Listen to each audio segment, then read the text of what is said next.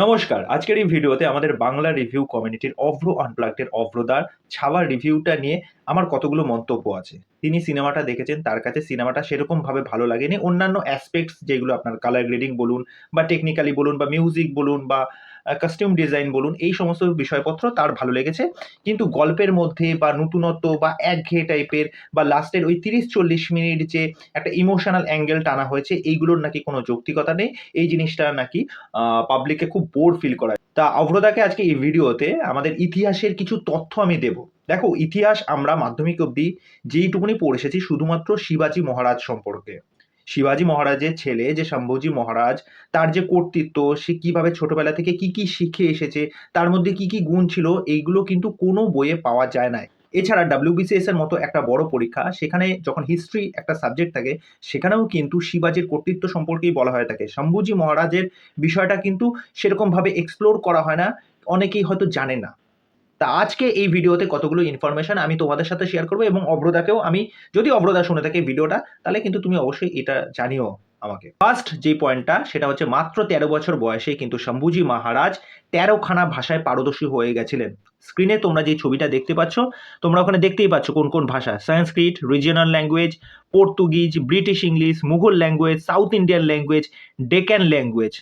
তা বুঝতে পারছো এতগুলো ভাষায় কিন্তু তিনি পারদর্শী হয়ে গেছিলেন। সেকেন্ড পয়েন্ট হচ্ছে ১৩ বছর বয়সেই কিন্তু শম্ভুজি মহারাজ শাস্ত্রতে কিন্তু পারদর্শিতা লাভ করেছিলেন। ৩ নম্বর পয়েন্ট হচ্ছে তিনি এইগুলোর পাশাপাশি আর কি, কি শিখেছিলেন। ছবিতে তোমরা দেখতে পাচ্ছ horse riding, armoury, archery, body building, এই সমস্ত বিষয়ে কিন্তু তিনি সমানভাবে দক্ষ ছিলেন। ৪ নম্বর পয়েন্ট হচ্ছে শম্ভুজি মহারাজের বয়স যখন ছিল ৯ বছর, তিনি তখন তার বাবার সাথে মানে শিবাজির সাথে কিন্তু আগ্রার উদ্দেশ্যে রওনা হয়েছিলেন শুধুমাত্র ঘোড়ায় চেপে ১২৫০ কিলোমিটার। তোমরা ছবিটা দেখতে পাচ্ছ ১২৫০ কিলোমিটার বাবার সাথে ঘোড়ায় চেপে তিনি আগ্রায় কার সাথে দেখা করতে চান? ঔরঙ্গজেবের সাথে কিন্তু দেখা করতে চান। এবং ঔরঙ্গজেবের সাথে যখন দেখা করতে যান, সেই দেখা হওয়ার পর ঔরঙ্গজেব কিন্তু শিবাজীকে যথেচ্ছভাবে অপমান করে, তাকে তুচ্ছ-তাচ্ছিল্য করে, তাকে কিন্তু কারাগারবন্দি করে দেয়। ওকে? ছেলে শুদ্ধ। মানে শিবাজী এবং হচ্ছে শম্ভুজি দুজন। আর কারাগারে যখন বন্দি করে দেয়, তারপরে শম্ভুজি মহারাজ কিন্তু নিজস্ব বুদ্ধি প্রয়োগ করে নিজে সেই জেল থেকে তার বাবাকে বের করে এবং পরবর্তীতে কিন্তু সেও নিজে ওই জেল থেকে কিন্তু পালিয়েছে। ৫ নম্বর পয়েন্ট হচ্ছে শম্ভুজি মহারাজের যে একজন প্রিয় পাত্র ছিল, যাকে তোমরা দেখেছো বিনীত, সিনেমা যাকে দেখেছো মানে কবি কলশ, সে কিন্তু হচ্ছে তার মেন অ্যাডভাইজার। মানে সে নানা রকম কবিতা পাঠের মধ্যে দিয়ে নানা রকম তাকে পরামর্শ দিত, নানা রকম এইটা ওটা নানা রকম বুদ্ধি বা কোনো রকম কোনো কিছু বিষয়ে যে পরামর্শ দেওয়া, সমস্ত কিছু বিষয় কিন্তু এই কবি কালেশি কিন্তু যুক্ত ছিলেন। ৬ নম্বর পয়েন্ট হচ্ছে, এবার দেখো ঔরঙ্গজেব কিন্তু মোটামুটি উত্তর ভারত কিন্তু প্রায় দখল করে ফেলেছিল। এইবার তার একমাত্র টার্গেট ছিল হচ্ছে দক্ষিণ, মানে এই যে দাক্ষিণাত্য যে জয় করবার, এটা তার কিন্তু একটা বরাবরের স্বপ্ন। কেননা তাহলে কিন্তু মুঘল সাম্রাজ্যটা পুরো ভারতে বিস্তার লাভ করতে পারবে। কিন্তু একমাত্র তার পথের কাঁটা হয়ে দাঁড়ায় কিন্তু শম্ভুজি মহারাজ। দীর্ঘ ৯ বছর, ওকে, দীর্ঘ ৯ বছর এই শম্ভুজি মহারাজ ১২০টারও ওপরে কিন্তু বেশি যুদ্ধ জিতেছিল। আর যেখানে ঔরঙ্গজেবের সেনা ছিল কমসে কম মোটামুটি প্রায় ৮ লাখের ওপরে কিন্তু সেনা ছিল, সেখানে মারাঠার সেনা ছিল প্রায় ২০,০০০-এর মতো। তা সত্ত্বেও কিন্তু সে শম্ভুজি মহারাজকে মানে দমাতে পারেননি। এতটাই তার বুদ্ধি ছিল, এতটাই তার তীক্ষ্ণতা ছিল, এতটাই তার রণনীতি এতটা চৌখস ছিল, যার ফলে কিন্তু তিনি সেই ব্যাপারটাকে করতেই পারেননি, এক্সিকিউটই করতে পারেননি। যার জন্য কিন্তু তিনি উত্তর থেকে কিন্তু দক্ষিণে চলে আসেন। ওকে? এবং তার যখন নানা রকম সেনা প্রধানকে দিয়ে যখন তোমার শম্ভুজির ওপর অ্যাটাক করার চেষ্টা করে, তা সত্ত্বেও কিন্তু সে মানে প্রত্যেকবার একই ফল। সেটা কত হয়েছিল?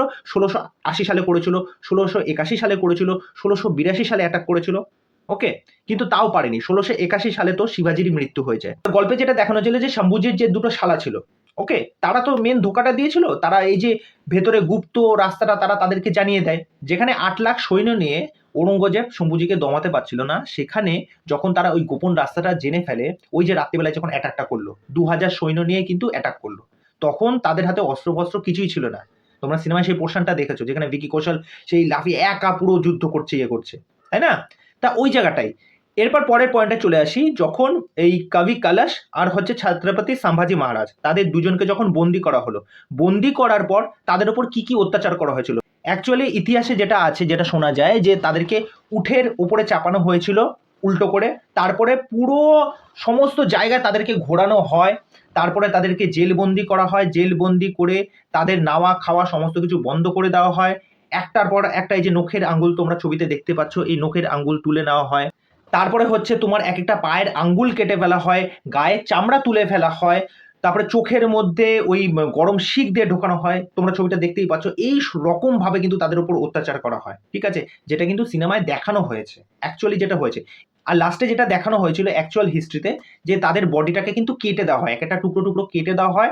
তারপরে যখন মারাঠারা যখন তাদের ওই বডিটা খুঁজে পায়, তারপরে সেটাকে সেলাই করে তারপরে সেটাকে দাহ করা হয়। ওকে, তা এই হলো মানে হিস্ট্রির অ্যাকচুয়াল কিছু কিছু পয়েন্ট আমি আপনাদের সামনে তুলে ধরলাম, এবং অভ্রতাকেও এই ভিডিওতে আমি জানিয়ে রাখলাম। তো এই হচ্ছে বিষয়। দেখুন, ইতিহাসের অনেক এরকম তথ্য আছে যেটা কিন্তু পুরোপুরিভাবে সিনেমায় দেখানো কিন্তু পসিবল হবে না কখনো। এটা ফ্যাক্ট, এটা আপনাকে মানতেই হবে। এই যে যুদ্ধের এত কিছু জিনিসপত্র দেখানো হলো, হ্যাঁ, যদি বলতে পারেন এখানে কোন জিনিসটা ফ্লস হয়েছে, কেননা আমরা সকলেই জানতাম ঔরঙ্গজেব কিন্তু একজন নির্দয়ী একটা ক্যারেক্টার, একটা ক্রূর একটা ক্যারেক্টার। মানে সে এতটাই পাষাণ ছিল, তার নিজের পরিবারের লোককে বা নিজের ছেলেকে বিট্রে করতে সে দুবার ভাবতো না, এরকম একটা লোক ছিল, ঠিক আছে। তা সেই ক্রূরতা বিষয়টা না এই সিনেমায় দেখানো হয়নি। মানে শুধুমাত্র এখানে অক্ষয় খান্নার বডি ল্যাঙ্গুয়েজ, তার তাকানো, বা লাস্টে গিয়ে কয়েকটা এই যে ভার্বাল কতগুলো ডায়লগ দিচ্ছে, ঠিক আছে, স্বরাজ নিয়ে যে কথাবার্তাগুলো আমরা সম্ভাজি মহারাজের মুখ থেকে শুনতে পাচ্ছি, এইগুলোই কিন্তু অ্যাকচুয়ালি সিনেমায় দেখানো হয়েছে। এবং যেখানে বলা হচ্ছে যে ভিকি কৌশলের পারফরমেন্স নাকি ভালো ছিল না, আমি বলি ভিকি কৌশলের এটা যথেষ্ট ভালো পারফরমেন্স, যথেষ্ট ভালো পারফরমেন্স। এবং সেখানে বলছে নাকি এআর রহমানের মিউজিক নাকি লাউড। সিরিয়াসলি, মানে অভ্রদা এআর রহমানের মিউজিককে বলছে নাকি লাউড। সিরিয়াসলি অভ্রদা, একটু ভাবনা চিন্তা করে কথাবার্তাগুলো বলা উচিত। মানে এইগুলো বলার সময় তো আমার মানে কান ফান একটু মানে কম শুনছি, মানে এটা ঠিক বলছে তো? হ্যাঁ, এটা অতিরিক্ত লাউড, মানে এতটাই খাজা কাজ হয়েছে, এরকম একটা বিষয়। তা যাই হোক, আমার মনে হলো এই বিষয়টা তুলে আনা অবশ্যই দরকার। কেননা হিস্ট্রি যদি না জানা থাকে, সেটা দুঃখের কিছু না বা সেটা লজ্জার কিছু না। সবাই যে সবকিছু জানবে তার কোনো মানে নেই। কিন্তু অ্যাকচুয়ালি তোমার চ্যানেল বড়, তোমার ভিডিও অনেকেই দেখে, সুতরাং ভিডিও করার সময় কিছু কিছু ইনফরমেশন, বিশেষ করে এই সমস্ত সিনেমা নিয়ে যখন কথা বলা হয়, বা আমরা ক্যামেরার সামনে যখন এসে যখন বক্তব্য রাখি, কিছু ইনফরমেশন জেনে রাখা ভালো। এরকমভাবে কতগুলো এপাশ ওপাশ থেকে কতগুলো কথা বলে, ঠিক আছে, আমি ভিডিওয়ে একটা বলে দিলাম যে আমার খুশি মতো বা মর্জি মতো, সেই বিষয়টা ঠিক না। কেননা এটা বুঝতে হবে, এটা ইতিহাস, ঠিক আছে, এটা কোনো ছেলে খেলা না, ঠিক আছে। আর যেখানে রীতিমতো সম্ভাজি মহারাজকে ওখানে রীতিমতো শ্রদ্ধা করা হয়, তাকে মানা হয়, ঠিক আছে। সুতরাং ভিডিওর সামনে এসে বক্তব্য রাখছো যখন, একটু ভাবনা চিন্তা করে রাখো। তা যাই হোক, এই বিষয় নিয়ে তোমাদের কি মতামত সেটা অবশ্যই আমাকে কমেন্ট করে জানিও। তো চলো, আজকের ভিডিও এখানে শেষ করছি, পরবর্তী ভিডিওতে আবার দেখা হচ্ছে। বাই।